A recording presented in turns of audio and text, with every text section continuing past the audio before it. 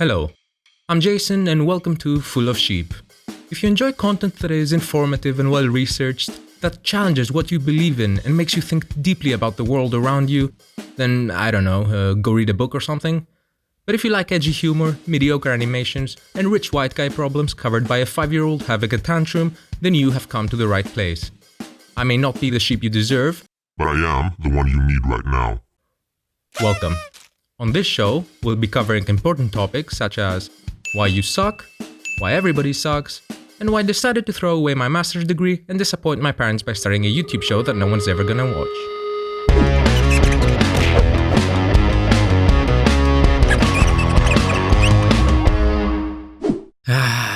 Remember the times before social media when people didn't crave the attention of random strangers? When social discourse was civilized and Jake Paul's videos were more than just a waste of YouTube storage space? Yeah, me neither. Probably because it was too long ago, but also because it never actually happened. Nah, humanity has always been the black sheep of God's creation, like the one child he doesn't even mention when he goes to parties with other gods. But somehow we managed to stumble our way here. And never has the shallowness of human nature been more apparent than it is now on social media. You know, if you ignore slavery, wars, religion, racism, all the other isms, and basically any topic that YouTube will demonetize faster than you can say free speech. Of course, we have improved on some things, like instead of mobs with torches and pitchforks, we have comment sections, and instead of Playboy, we have Instagram, and instead of the Black Death, we have that new plague that is bringing pain and misery to all of humanity: influencers. Social media now is basically the answer to the question, what would happen if you gave a bunch of chimps high-speed internet? And like all self-respecting apes, we only care about 3 things: food, sex, and solving disputes by throwing feces at each other. We just call our feces opinions, and now with social media we can throw them further, but they stink just as bad. So, let's put the ape theory to the test.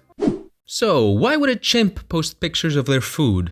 Especially if that food is expensive or looks fancier than the food of other chimps.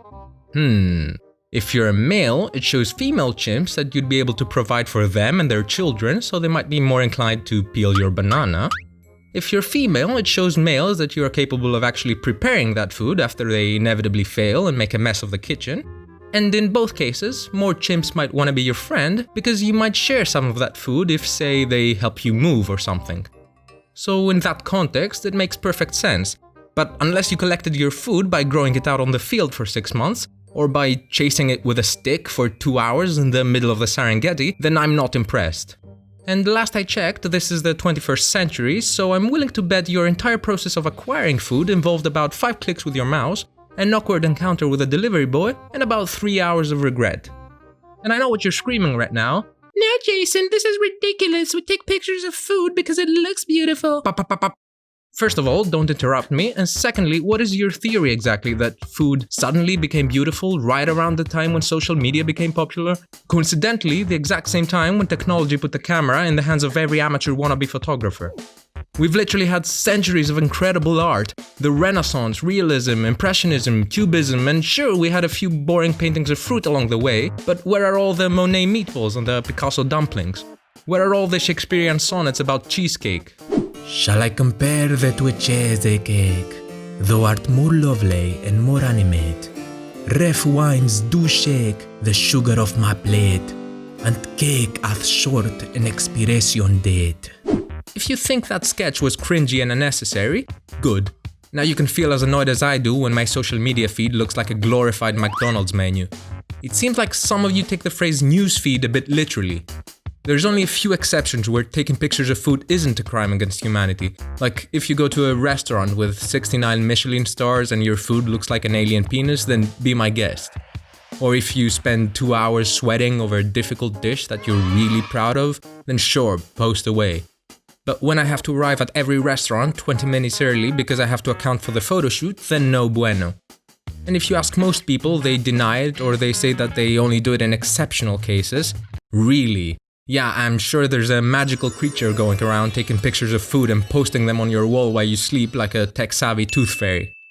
And why does my new phone have a camera setting called food? What, you ran out of sunsets and rainbows to photograph, so now you moved on to your mom's spaghetti? If you think that taking pictures of everything that barely qualifies as edible is an appropriate use of a $1,000 marvel of technology, a device that literally has access to the entirety of human knowledge, then maybe some things just aren't for you. Like voting. Or scissors. That toy where you have to match the shape to the corresponding hole seems to be more on your level.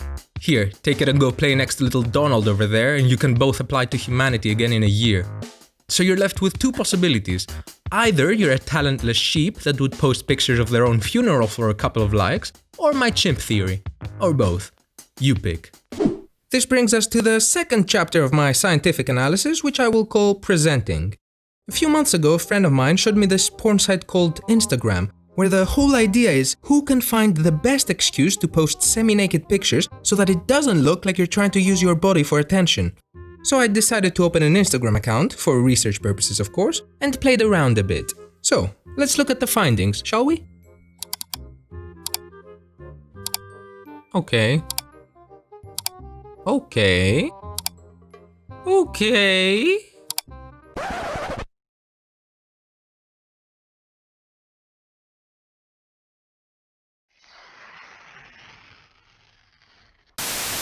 These revealing results show evidence of my main problem with this trend, and surprise! It's not actually the whole posing like a porn star thing. It's actually the tons of people doing exactly that while pretending that's not what they're actually doing. So let me explain. After millions of years of humping each other like bunnies, humans woke up one day and, for some stupid reason, decided that sex is yucky and there should be all these rules about when, how, and how much two consensual adults can do it. And of course there should be a few more rules for women because, you know, everything is kind of your fault. But maybe it's time we stop shaming each other for enjoying the things that we evolved for millions of years to enjoy, while also understanding that not every social media site has to look like a discount version of Pornhub. You should be able to use your body to get attention without having to pretend that's not what you're doing, and I should be able to talk about your body without being called a pig, and having a bunch of social justice warriors come out of their caves and chase me with their clubs. But no, we have to play this game where you have to act like you're still a delicate flower, and I have to act like my boners and poking the underside of my chin. And it's all for the sake of plausible deniability, because you yourself are a bit ashamed of posting some of these pictures, and you're afraid of being criticized by people with an equally mistaken opinion of what is actually shameful.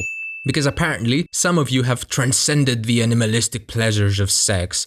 And it's always basically the same three techniques that are used to achieve this plausible deniability. The first one is the "oops, I didn't see you there" approach,